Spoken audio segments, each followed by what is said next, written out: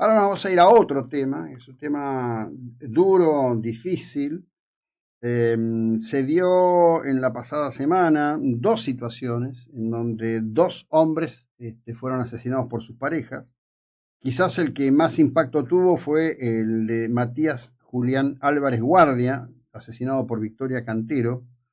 Y esto ha llevado al juez Carlos Pagliere a publicar un artículo que fue publicado en Infobae. Pagliere es juez de la Cámara Penal de Apelaciones y Garantías del Departamento Judicial de Azul, sobre este concepto: ni uno menos, cuando matan a un hombre, la ley mira para otro lado. Carlos, buen día, ¿cómo le va? ¿Qué tal? Buen día, José Luis, ¿cómo andás? Bien, bien, compartiendo, por supuesto, en términos generales, este concepto, y me parece valiente plantearlo, porque hasta ahora estas cosas, o este sesgo, digamos, ha sido muy difícil de exponer públicamente, ¿no? Sí, realmente no es fácil exponerlo porque, bueno, a veces se confunde las cuestiones sociológicas o las cuestiones jurídicas con determinadas, bueno, determinadas cuestiones que tienen que ver con lo ideológico. Y bueno, y en el derecho quiere decir, por sobre todas nuestras ideologías o por sobre todos nuestros pensamientos, siempre está la Constitución Nacional, que establece en forma clara, consagra en forma clara el principio de igualdad legal entre hombres y mujeres, y eso debe primar por sobre todo. Uno no desconoce que el feminismo consiguió algo que bueno, que en su origen era necesario, que era que sacar es decir, el tema de la violencia doméstica del ámbito privado para convertirlo en un problema estatal, digamos, para darle publicidad, para darle una solución. Porque durante mucho tiempo, digamos, las cuestiones de lo que es, especialmente las cuestiones de pareja, digamos, de conflictos o de conflictos domésticos, familiares, bueno, se tendió como no sé si la palabra es minimizarlo, pero bueno, digamos, no se dio la respuesta estatal adecuada y no se tomaron ni medidas preventivas ni punitivas acorde digamos, a la real dimensión de esa problemática. Pero en ese recorrido, digamos, de darle esa relevancia a esas conductas, ocurrió algo más, que fue analizar esas conductas, que no son más que manifestaciones de violencia interpersonal, como bajo la categoría única y común de violencia de género. Es decir, se empezaron a consolidar denominaciones como violencia psicológica, económica, patrimonial, simbólica, sexual, vicaria, etcétera, como una expresión de, digamos, de violencia de género, digamos, de violencia ejercida desde el hombre hacia la mujer. Sin embargo, estos comportamientos son, si bien son reales, no describen solamente, digamos, conductas que pueden ser realizadas por hombres, digamos, sino que se tratan de conductas que no tienen una dirección única, sino que pueden ser bilaterales, es decir, que pueden ocurrir tanto desde el hombre como hacia la mujer, como desde la mujer hacia el hombre, digamos, no son exclusivas del hombre. ¿Qué pasa? ¿Qué favoreció que estas corrientes ideológicas hayan transformado toda esta violencia doméstica en una cuestión exclusiva del hombre? Que las conductas, digamos, más graves, digamos, las más violentas, las que tienen que ver con lesiones o homicidios, sean más frecuentes estadísticamente digamos, cuando el hombre es el agresor y la víctima es mujer. Porque los estudios, digamos, indican que cuando la violencia es psicológica, digamos, se circunscribe a lo que son insultos, humillaciones, celos, control, ahí la mujer tiene más o menos la misma incidencia, digamos, dentro de una pareja, la mujer ejerce una violencia similar a la del hombre, incluso hasta puede ser mayor. Pero cuando los hechos se transforman en graves e ingresan a la órbita del derecho penal, ocurre que digamos, la mayor cantidad de hechos graves, criminales, la realizan los hombres. Pero eso no es una cuestión de género, porque en realidad también digamos, los estudios serios indican que los hombres son más violentos contra los hombres que contra las mujeres, no es una cuestión de dominación. El hombre estadísticamente, naturalmente, es más violento. Es decir, no es algo, no debería ser algo llamativo que la violencia doméstica ejercida por el hombre escale más gravemente, porque la violencia entre hombres escala siempre más gravemente. De hecho, las víctimas mayormente son hombres, digamos, el 81% de las víctimas de delitos intencionales son hombres, y los 90% de los ejecutores son hombres, es decir, no es una cuestión de género. Entonces, ¿qué pasa? En base a esta concepción sesgada ideológica, se transformó la violencia y el maltrato y la violencia doméstica, que puede ser, mayormente se la ven en pareja, pero puede ser de otro tipo, puede ser una violencia entre padre o madre hacia el hijo, o hacia un familiar, o no familiar, hacia un conviviente, como una cuestión de género. Y en el Código Penal eso se plasmó a través de una figura agravada que se llama femicidio, que reprime con prisión perpetua, prisión o reclusión perpetua, al hombre que matare a una mujer. Agravante que se extienda el delito de lesiones, que cuando el hombre lesiona a una mujer, también se agrava, obviamente no a una pena perpetua, pero se agrava las lesiones cuando ocurre esa situación, cuando un hombre, en un marco de violencia de género, agrede a una mujer. Y ahí quedó un vacío legal enorme. Es decir, quedó el vacío legal que, aunque sea estadísticamente menor, existen los casos de mujeres que matan y que lastiman o lesionan a hombres. Y eso es un hecho, es decir, que no se puede soslayar. Una cuestión estadística, una cuestión que incluso tiene que ver con la naturaleza, porque el hombre por sí, por cuestiones naturales, es decir, no se puede, si bien la Constitución consagra el principio de igualdad legal, naturalmente, digamos, orgánicamente, genéticamente, naturalmente hay una diferencia entre el hombre y la mujer en cuanto a fuerza, por eso se ve que se notan en los deportes, en cuanto a temperamentos, no tiene que ver con la naturaleza, y aunque la ley no pueda plegarse a eso, digamos, no puede hacer distinciones de conductas en base a quien las cometa, estadísticamente van a ocurrir cosas distintas, porque son diferencias naturales, y que existe esa diferencia natural y que la mujer no culmine en el mayor de los casos en conductas agresivas como homicidas o lesivas, eso no significa que no pueda ser autora, y que cuando la víctima es un hombre no deba ser protegida por el Estado. Y eso es lo que ocurre hoy. Es decir, cuando la víctima es hombre, bueno, el Estado mira para otro lado. ¿Por qué? Porque se la circunscribió la violencia como si fuese una cosa exclusiva del hombre. Y ahí ese es un error que no es inadmisible. En nuestro derecho es inadmisible que la misma conducta, por ser cometida por un hombre, tenga una pena mayor o que la cometida por una mujer, y que la misma conducta que tenga víctima una mujer sea reprimida con más, con mayor severidad que cuando la víctima es hombre. Es decir, eso es inaudito, es algo que no se puede aceptar. Pero hoy existe, hoy está la ley, y hoy esto se defiende como si fuese algo, una conquista de la civilización, y en realidad esto es una anomalía que la ley debe corregir. Es decir, no puede ser, esta distinción es una violación flagrante de la Constitución Nacional y no debe existir. Y eso no significa, insisto, no reconocer que la violencia, cuando es ejercida por el hombre, puede escalar más alto, o puede ocurrir que la mayoría de los hechos, uno busca en el internet y va a encontrar que la mayoría de los hechos son de sangre, son hechos cometidos por hombres contra mujeres. Pero cuando ocurre lo contrario, como ocurrió en el caso de Álvarez Guardia y Cantero, digamos, que son esta pareja de Chaco, en la cual Cantero apuñaló a su pareja, es que no puede ser que la ley establezca una penalidad diferente porque ella es mujer. Porque en este caso, si bien estadísticamente la normalidad, si quiere, la mayor frecuencia es que el hombre sea un agresor más violento, naturalmente es una cuestión de la naturaleza, cuando la cosa se da vuelta no puede decir la ley mirar para otro lado. La ley está para reprimir conductas.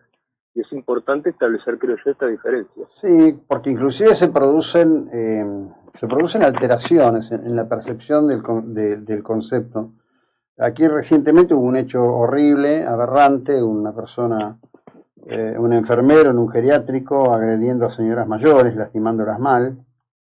Primero lo ponen a vista ante la Fiscalía, y la Fiscalía dice que tiene que tomarse un tiempo hasta que la Justicia de Garantías diga qué hacer, raro, y después le aplican violencia de género, cuando en realidad estaba torturando a esas mujeres, podría haber torturado a esas mujeres o a otros hombres indefensos en un geriátrico, sin Bueno, distinción. eso estoy totalmente de acuerdo. De hecho, yo escribí para Clarín una nota también respecto de ese tema, porque ahí también ahí hay un vacío legal que tiene que ver con digamos, la agresión a personas vulnerables. Uh-huh. Primero, como vos decís, es decir, no puede ser que haya es decir, cuando hay un maltrato, si hubiese sido una enfermera contra un abuelo de 80 años y le hubiese golpeado, y sería lo mismo, es decir, Uh-huh. sería igualmente desagradable, y no es una cuestión de género, es una cuestión de violencia. Es decir, la violencia no tiene género. Que la estadística o la frecuencia indique algo por una cuestión natural, digamos, porque el hombre tenga más fuerza, porque por distintas circunstancias, eso no significa que la violencia sea exclusiva del hombre. La violencia atraviesa exactamente igual, hombres y mujeres. El desenlace tiene que ver con una cuestión corporal, pero no, digamos, la mujer es exactamente igual de violenta, es igualmente controladora, igualmente celosa. Eso es un error, uno lo ve en todas las parejas. Yo he conocido muchísimos casos de parejas de hombres golpeados, también han consultado hombres golpeados. También hay dos cosas que hay que tener en cuenta. Primero, el hombre golpeado no denuncia por vergüenza, así que ahí hay muchísimos casos que la justicia nunca llega a conocer porque el hombre siente vergüenza, porque no, es decir, primero, si él devuelve la agresión física, sabe que va a tener más problemas, así que también por una cuestión de resguardo. Y segundo, muchas veces por una cuestión de crianza, de convicciones, nunca le pegaría a una mujer, porque creo que a todos nos han educado de chicos que a la mujer no se la toca, si bien más allá de que eso se cumpla o no, pero es una enseñanza que creo que la mayoría hemos recibido. Entonces el hombre tampoco, en principio, más allá de cómo se ve en la práctica, por una cuestión de formación, muchas veces muchos hombres tampoco son violentos y jamás ejercerían violencia. Pero si la mujer es violenta contra el hombre por una cuestión de vergüenza no denuncia. Y hoy en la provincia de Buenos Aires, perdón José Luis que te interrumpí, pero en la provincia de Buenos Aires están las comisarías de la mujer, es decir, el hombre tiene que ir a denunciar la comisaría de la mujer. ¿Sabes? La comisaría de la mujer y la familia se llama, pero fíjate la cuestión, un hombre maltratado y golpeado tiene que ir a la comisaría de la mujer, entonces es bastante difícil que se identifique como víctima una persona que tiene que ir a denunciar a un organismo que está orientado y preparado y capacitado para atender mujeres violentadas y no hombres. Y eso es algo que no debe ocurrir. Entonces, una cosa es que haya políticas públicas para proteger a las mujeres, que es necesario. Es decir, nadie en su sano juicio puede hoy negar el problema de la violencia doméstica y de cómo lo padecen más las mujeres por una cuestión de naturaleza, digamos. Pero de ahí a establecer disposiciones legales que son absurdas no tienen sentido.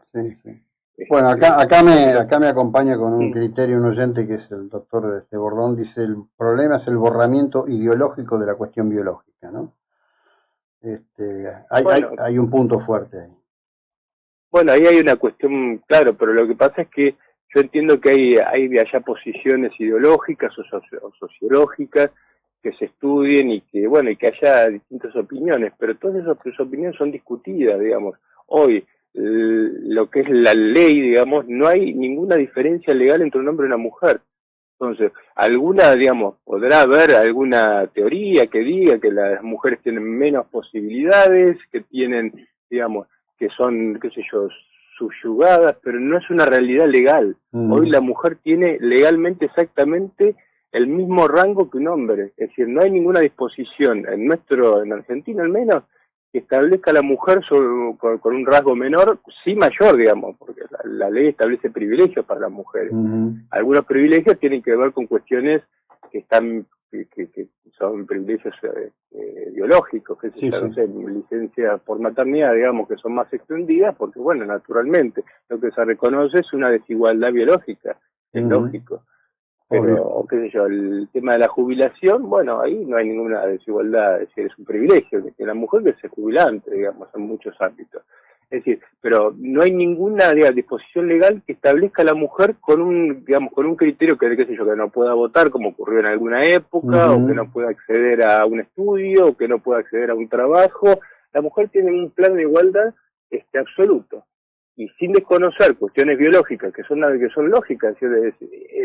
Todos sabemos que naturalmente, y tampoco es una, digamos, esto es una cuestión biológica, pero tampoco es una cuestión matemática, digamos. El hombre en general tiene mayor fuerza y es más violento que la mujer. Esto es una estadística, es una frecuencia y tiene que ver con cuestiones biológicas.